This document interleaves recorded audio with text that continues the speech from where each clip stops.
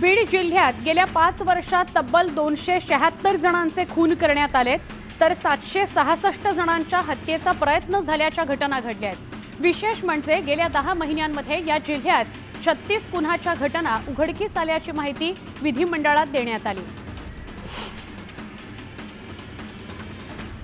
मुंबईतील विविध प्रकल्प तातडीने पूर्ण करण्याचे आदेश मुख्यमंत्री देवेंद्र फडणवीसांनी दिलेत। मुंबई महापालिकेच्या सुरू असलेल्या सुमारे 1,41,000 कोटी रुपयांच्या प्रकल्पांचा मुख्यमंत्र्यांनी आढावा घेतला आणि मुंबईतील विविध प्रकल्प तातडीने पूर्ण करण्याचे आदेशही दिलेत। पिंपरी चिंचवड शहरात 35 लाख लोकसंख्येसाठी 750 दशलक्ष लिटर पाण्याची आवश्यकता असून सद्यस्थितीत 620 MLD पाणीपुरवठा केला जातो। त्यामुळे शहरात पाणीपुरवठा विस्कळीत होत असल्याची कबुली उपमुख्यमंत्री एकनाथ शिंदे यांनी दिली। सोलापूर झेडपीच्या खासदार निधी आणि झेडपी विकास निधीवरून खासदार प्रणिती शिंदेंनी अधिकाऱ्यांना सुनावलं। खासदार प्रणिती शिंदे यांनी थेट हक्कभंग आणून असा इशारा झेडपी अधिकाऱ्यांना दिला। त्यामुळे सोलापूर जिल्हा परिषदेच्या विकास निधीवरून काँग्रेस खासदार आणि भाजप आमदार यांच्यात खडाजंगी होताना पाहायला मिळते। नगर तालुक्यातील बुऱ्हाणनगर या ठिकाणी अंबिका देवीच्या मंदिरासमोरील अंबिका सांस्कृतिक भवन जिल्हा प्रशासनाने कोणतीही पूर्व नोटीस न देता जमीनदोस्त केले। या प्रकरणी महसूल मंत्री चंद्रशेखर बावनकुळे यांनी नाशिक विभागाचे आयुक्त प्रवीण गेडाम यांना चौकशीचा अहवाल सादर करण्याचे आदेश दिलेले आहेत। औरंगजेबाबाबत आझमींनी केलेल्या वक्तव्याचे पडसाद राज्यभरात उमटतायत। अहिल्यानगर शहरातील केळगाव वेस्ट इथं आझमींच्या प्रतिकात्मक पुतळ्याचं दहन करून त्यांचा निषेध करण्यात आला।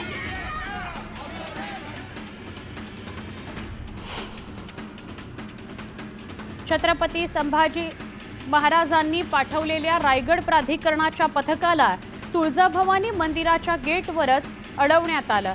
मंदिर प्रशासनाने पथकाला परवानगी नसल्याचं सांगत गेटवरच ताटकळत ठेवलं होतं। गाभाऱ्याच्या पुनर्निर्माणाला आक्षेप घेत भोपे पुजारी मंडळाने संभाजीराजे छत्रपतींकडे धाव घेतली होती।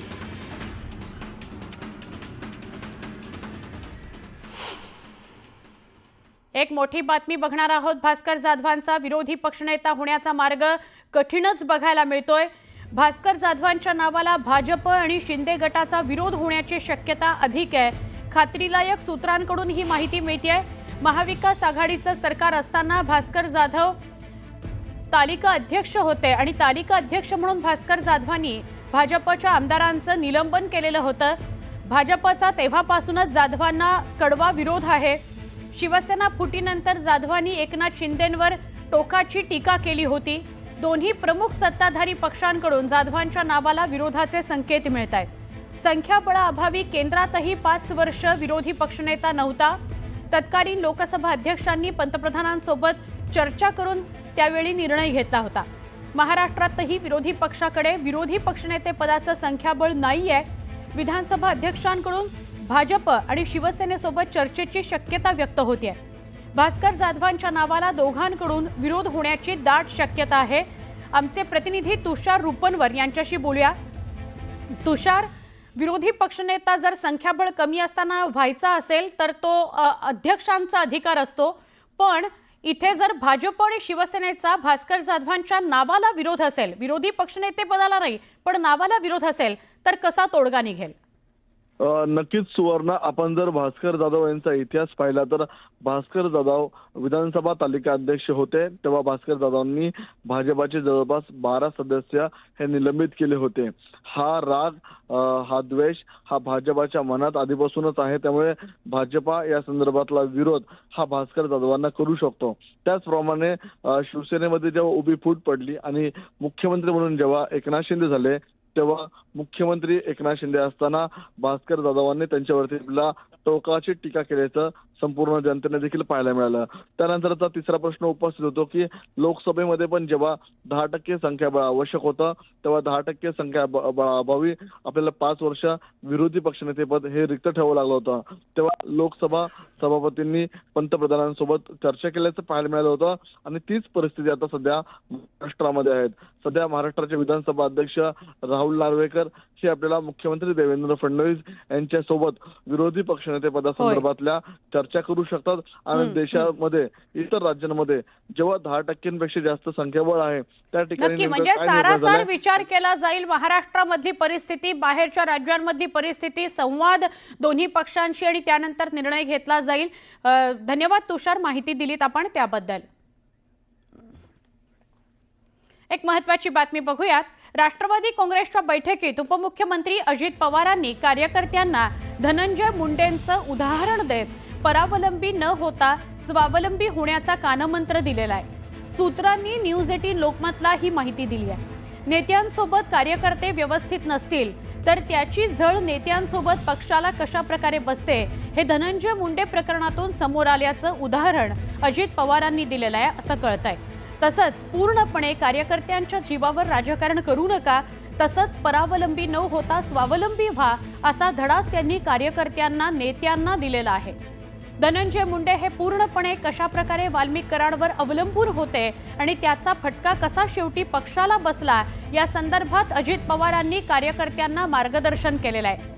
दरम्यान आगामी स्थानिक स्वराज्य संस्थांच्या निवडणुकीमध्ये आपल्या आजूबाजूला कोणते कार्यकर्ते आहेत याची माहिती घेण्याच्या सूचनाही अजितदादांनी बैठकीमध्ये कार्यकर्त्यांना दिल्यात असं वरिष्ठ सूत्रांकडून कळतंय. परत एकदा वेगवान स्वरूपातल्या बातम्या बघूयात. राज्य परिवहनच्या कर्मचाऱ्यांच्या आर्थिक आणि इतर प्रलंबित मागण्यांकरता महाराष्ट्र एसटी कामगार संघटना आज राज्यभर निदर्शनं करणार आहे. या पार्श्वभूमीवर मुंबईतील कर्मचारी मुंबई सेंट्रल कार्यालयावर दुपारी निदर्शनं करणार असल्याचं महाराष्ट्र एसटी कामगार संघटनेचे अध्यक्ष म्हणाले. तसंच एसटीची भाडेवाढ लागू झाल्यानं प्रवाशांसोबतचे वाद वाढलेले आहेत. त्यामुळे पूर्वीप्रमाणेच 5 रुपयांच्या पटीत सुधारित भाडेवाढ लागू करावी अशी मागणी संघटनेनं केली आहे. प्रधानमंत्री पोषण शक्ती निर्माण योजनेअंतर्गत इयत्ता 1ली ते 5वी मधील प्राथमिक वर्गातील विद्यार्थ्यांसाठी सरकारकडून प्राथमिक आणि उच्च प्राथमिक वर्गाकरता पोषण आहार पुरवण्यात येतो. अनेक महिन्यांपासून पोषण आहार पुरवणाऱ्या संस्थांकडून महागाईमुळे दरवाढीची मागणी होत होती. त्या पार्श्वभूमीवर आता केंद्र सरकारनं नवीन शासन निर्णयानुसार आहार खर्चात दरवाढ मंजूर केलेली आहे. नवी मुंबई आंतरराष्ट्रीय विमानतळासाठी तातडीनं जमीन संपादित करता यावी याकरता जमीन मालकाची बाजू न ऐकता भूसंपादन कायद्यात मनमानी पद्धतीनं नवा निकष समाविष्ट करण्यावरून उच्च न्यायालयानं राज्य सरकार आणि सिडकोवर ताशेरे ओढलेले आहेत. 20 मे 2015ला कायद्यात हा निकष समाविष्ट करण्याचं घोषणापत्र आणि त्यानंतर त्या आधारे 7 जुलै 2017ला दिलेला निवाडा न्यायालयानं रद्द केला. मुंबईत बेकायदा फलकांची समस्या खूपच गंभीर असून त्याबाबत तक्रारी करण्याऐवजी त्याला आळा घालणारे उपाय सुचवा असे आदेश उच्च न्यायालयानं सरकार, महापालिका आणि याचिकाकर्त्यांना दिले आहेत. प्रतिबंधात्मक कारवाई केली तरच त्याला आळा बसेल अशी टिप्पणी न्यायालयानं केली आहे. नवी मुंबईत बाजार समितीत मिरचीची आवक मोठ्या प्रमाणात होते. यावर्षी दक्षिणेकडील राज्यांमध्ये मिरचीचं उत्पादन प्रचंड झाल्यामुळे बाजारभाव निम्म्यावर आलेला आहे. त्यामुळे ग्राहकांना मोठा दिलासा मिळाला असून वर्षभरासाठीचा घरगुती मसाला करण्याची लगबग आता सुरू झालेली आहे. हळूहळू राज्यात तापमानाचा पारा वाढतोय. त्यामुळे बाजारात लिंबाची आवक कमी आणि मागणी जास्त आहे. 10 रुपयांना 4 ते 5 मिळणारी लिंब आता 10 रुपयांना अवघी 2 मिळत आहे. इंडियन शुगर मिल्स असोसिएशननं दिलेल्या ताज्या आकडेवारीनुसार फेब्रुवारी अखेरपर्यंत देशातील साखर उत्पादनामध्ये सुमारे 14% घट नोंदवण्यात आली आहे. उष्णतेच्या लाटेमुळे ऊसातील रस कमी होऊन साखर उत्पादनात घट होऊ शकते. त्यामुळे पुरवठ्यात घट झाल्यानं साखरेच्या किमती वाढू शकतात. राज्यातील बाजार समित्यांमध्ये 2,06,000 क्विंटल कांद्याची आवक झाली. लाल कांद्याला सोलापूर बाजारात 1,800 रुपये तर लासलगाव बाजारात 2,200 रुपये दर मिळाला. सोलापूर बाजारात 100 रुपये तर लासलगाव बाजारात 150 रुपयांची घसरण बघायला मिळाली.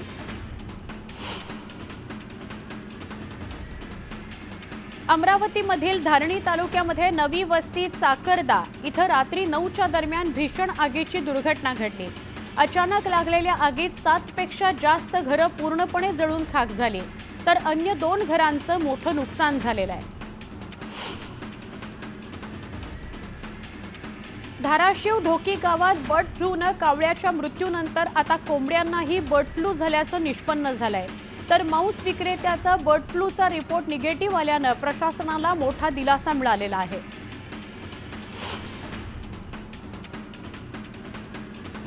अहिल्यानगर मनमाड महामार्गालगत कोल्हार गावात असलेले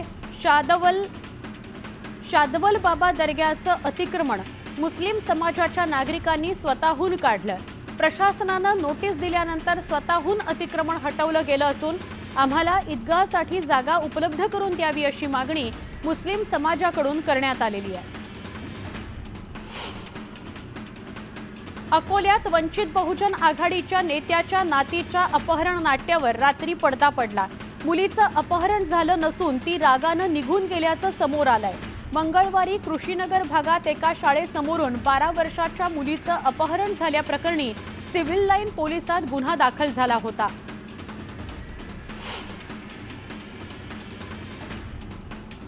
धानाची मोठ्या प्रमाणावर अफरातफर करण्याचं काम सध्या गोंदिया जिल्ह्यात सुरू असल्याचं दिसून येत आहे. आधारभूत धान खरेदी केंद्रावरून खरेदी झालेला धान हे 748 पोती परस्पर परराज्यात नेणाऱ्या ट्रकवर कारवाई करण्यात आली आहे. या ट्रक चालकाला अटक केली गेली आहे. पुढची चौकशी सुरू आहे. नागपुरात आशा वर्कर आजपासून ऑनलाईन आणि नवीन सर्व्हेचं काम थांबवणार आहेत. आशा वर्कर यांच्या विविध समस्या आणि मागण्या मांडल्यानंतर सुद्धा महापालिकेनं तोडगा न काढल्यानं आजपासून नागपुरातील आशा वर्कर कामबंद आंदोलन करणार आहेत. महिला सुरक्षेसाठी PMPLनं आता मोठा निर्णय घेतलाय. बसमध्ये महिला प्रवाशांना त्रास दिल्यास बस चालक आणि वाहकांनी तात्काळ बस जवळच्या पोलीस स्टेशनमध्ये घेऊन जात तक्रार दाखल करावी असे आदेश देण्यात आले. विदर्भ आणि मराठवाड्यातील उद्योगांना महावितरणकडून मोठा दिलासा देण्यात आलाय. 2029 पर्यंत वीज शुल्क माफी सवलत देण्याचा निर्णय महावितरणनं घेतलाय.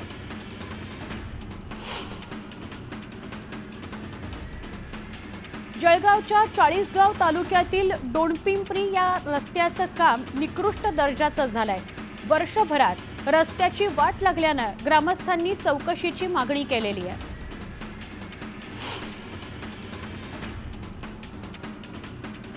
अकोल्यात भारक्षमतेहून अधिक माल वाहून नेणाऱ्या मालमोटारी आणि जड वाहनांविरुद्ध प्रादेशिक परिवहन अधिकारी कार्यालयाकडून मोहीम सुरू करण्यात आली आहे. त्या अंतर्गत 35 वाहनांवर दंडात्मक कारवाई करण्यात आली आहे. यातून एकूण 10 लाखांचा महसूल मिळाला आहे.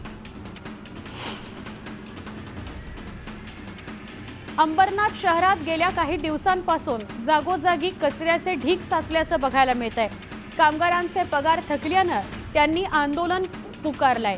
शहरातील कचरा नियमितपणे उचलला जात नसल्यानं कचऱ्याचे ढीग साचलेत. नागपूर महापालिकेतील तोडफोड काँग्रेस कार्यकर्त्यांना भोवणार आहे. 6 जणांविरोधात मनपानं पोलिसात तक्रार केलेली आहे.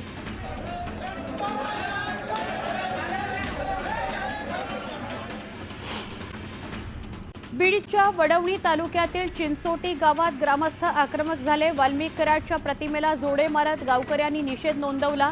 धनंजय मुंडेंनी आमदारकीचा राजीनामा द्यावा अशी मागणी गावकऱ्यांनी केली. कर्जत पनवेल दरम्यानच्या रेल्वे कॉरिडॉरचं काम 70% पूर्ण झालंय. हा कॉरिडॉर 296 किलोमीटर लांबीचा असून त्यामुळे येणाऱ्या काळात लोकांचा प्रवास सुखकर होणार आहे. प्रकल्पासाठी 2,782 कोटी रुपये खर्च करण्यात येणार आहे. राज्याचा पारा चढू लागलाय. 9 मार्चपासून विदर्भ, मराठवाडा, मध्य महाराष्ट्रात काही ठिकाणी कमाल तापमानात वाढ होईल. 13 मार्चपर्यंत तापमान वाढीचा हा कल कायम राहील. तापमान 38 ते 40 अंश सेल्सिअसपेक्षा अधिक नोंदवलं जाईल.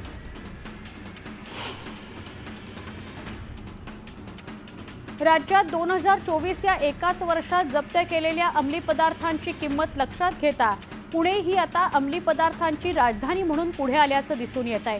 पुण्यातून वर्षभरात 3,679 कोटींचं ड्रग्ज जप्त करण्यात आलेलं आहे. शिमग्याला कोकणात जाणाऱ्या बहुतांश गाड्यांचं आरक्षण फुल झाल्यानं दादर ते रत्नागिरीच्या दरम्यान अनारक्षित गाडी चालवण्याचा निर्णय घेतला गेलाय. दादर रत्नागिरी ही विशेष अनारक्षित गाडी आठवड्यातून 3 दिवस म्हणजेच 11, 13 आणि 16 मार्च रोजी दादर स्थानकातून दुपारी 2:50 सुटणार आहे. राज्य सरकार आणि कल्याण डोंबिवली महापालिका आयुक्त डॉक्टर इंदुराणी जाखड यांच्या निर्देशानुसार महापालिका शाळांमधील विद्यार्थ्यांच्या सुरक्षिततेकरता सीसीटीव्ही यंत्रणा बसवण्यात आली आहे. नवी मुंबईत पालिकेच्या 61 शाळांमध्ये 502 सीसीटीव्ही कॅमेरे लावण्यात आलेले आहेत. मावळवासियांना आणि पिंपरी चिंचवडकरांना पाणीपुरवठा करणारं पवना धरण पाणलोट क्षेत्रात 55.07% इतकाच पाणीसाठा त्यात शिल्लक आहे. कडक उन्हामुळे धरणातील पाण्याचं बाष्पीभवन होऊन पाणी पातळी कमी होऊ लागलेली आहे. धरणातील पाणीसाठा हा 15 जुलैपर्यंत पुरेल असा अंदाज आहे. पाटबंधारे खात्यानं हा अंदाज काढलाय. वेळेत पाऊस पडला नाही तर नागरिकांना पाणी टंचाई निर्माण होण्याची शक्यता आहे.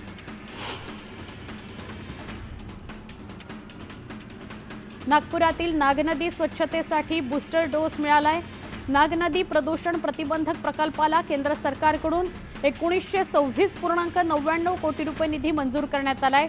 नागनदी भोवती मलवाहिन्यांचं जाळं उभारलं जाणार आहे आणि या प्रकल्पामुळे नागनदी परिसरात प्रचंड मोठं बांधकाम आणि दुरुस्ती करण्यात येणार आहे. महिला दिनानिमित्त पुणे मेट्रोकडून महिलांना खास गिफ्ट देण्यात आलंय. पुणे मेट्रोचा वन डे पास फक्त 20 रुपयांमध्ये दिला जाणार आहे. वन डे पासची मूळ किंमत 118 रुपये असून महिला दिनानिमित्त 1 मार्च ते 8 मार्च दरम्यान महिलांना हाच पास 20 रुपयांमध्ये मिळणार आहे.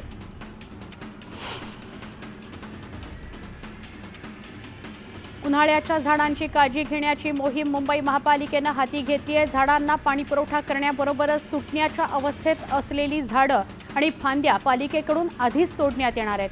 या कामाकरता महापालिकेकडून झाडांचं सर्वेक्षण करण्यात आलं. नागपूरच्या पारशिवनी या तालुक्यातील 30 गावांमध्ये दहशत निर्माण करणाऱ्या नरभक्षक वाघिणीला अखेर जेरबंद करण्यात आलं. T-132 या वाघिणीला पकडण्याकरता 50 वनकर्मचाऱ्यांची टीम 24 तास सक्रिय होती. अखेर या वाघिणीला पकडण्यात वनविभागाला यश आलेलं आहे. अंडरवर्ल्ड डॉन अरुण गवळीला मुंबई उच्च न्यायालयाच्या नागपूर खंडपीठानं दिलासा नाकारलाय. संचित रजेवर असताना पुन्हा रजावाढीसाठी गवळीनं विनंती केली होती. दरम्यान गवळीची ही याचिका फेटाळण्यात आलेली आहे. मंत्रिपदाच्या राजीनाम्यानंतर मुंडे यांनी आमदारकीचा राजीनामा घ्या आणि त्यांची पक्षातून हकालपट्टी करा अशी मागणी पुण्यातील सकल मराठा समाजानं केली आहे. जिल्हाधिकारी जितेंद्र डुडी यांना याबाबतचं निवेदन सकल मराठा समाजाकडून देण्यात आलं.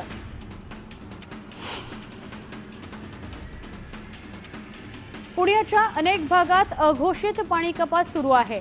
शहराच्या विविध भागात पाणी पुरवठ्याची वेळ 1 ते 1.5 तासानं कमी करण्यात आली आहे. पालिकेकडून शहरात अनेक ठिकाणी पाण्याची वेळ बदलण्यात आली असून अनेक भागात कमी दाबानं पाणी पुरवठा होत असल्याचा स्थानिकांचा आरोप आहे. गर्दीनं तुडुंब भरलेल्या लोकलमध्ये प्रवाशांकडील मोबाईल हे चोरट्यांचं लक्ष असतं. 2024 या वर्षभरात 10,981 प्रवाशांचे तब्बल 27,10,08,223 रुपये किमतीचे मोबाईल चोरीला गेलेत. यापैकी 4,875 गुन्ह्यांचा तपास करून मुद्देमाल हस्तगत केल्यावर संबंधित प्रवाशांना तो मुद्देमाल परत करण्यात आलेला आहे. राज्यात 2024 या केवळ एका वर्षात सायबर चोरांच्या टोळ्यांनी तब्बल 7,634 कोटी रुपयांचा गंडा घातला। या गुन्ह्यामध्ये केवळ 11% आरोपींनाच अटक करण्यात आली असल्याचं वास्तव या निमित्तानं समोर आलं।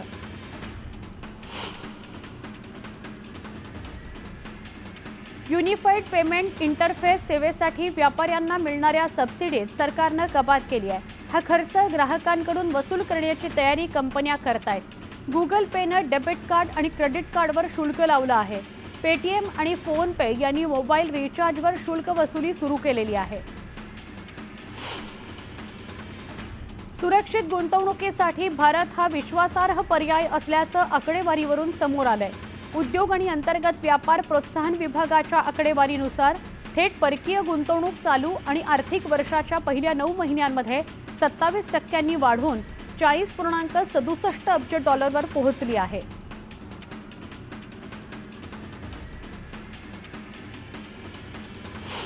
कुंभमेळ्याच्या आयोजनातून उत्तर प्रदेशला एकूण 3 लाख कोटी रुपयांचा महसूल मिळाल्याचं मुख्यमंत्री योगींनी सांगितलं। एका नावाडी कुटुंबानं कुंभमेळ्याच्या 45 दिवसात तब्बल 30 कोटी रुपयांची निव्वळ बचत केल्याचं मुख्यमंत्री योगी आदित्यनाथ यांनी म्हटलंय। मनालीमध्ये सध्या तुफान बर्फवृष्टी होत असल्याचं समोर आलंय। पुन्हा एकदा बर्फवृष्टी होत असल्यानं पर्यटकांमध्ये आनंदाचं वातावरण निर्माण झालंय। मात्र यावेळी सतर्कतेचा इशारा देण्यात आला।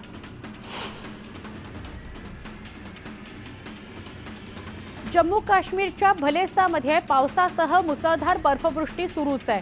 बर्फवृष्टीमुळे शेतकऱ्यांनी चिंता व्यक्त केली आहे। अयोध्येत प्रभू श्रीरामाच्या दर्शनाच्या वेळेत नवीन बदल लागू करण्यात आलाय। श्रीरामलल्लाचं या दर्शनाच्या वेळी पूर्ववत पूजा अर्चना करण्यात आली। सकाळी 6 वाजता शृंगार आरती आणि त्यानं 6:30 ते 7:30 पर्यंत भक्तांना दर्शन घेता येईल, तर दुपारी 1 ते रात्री 9:30 पर्यंत दर्शन घेता येणार आहे।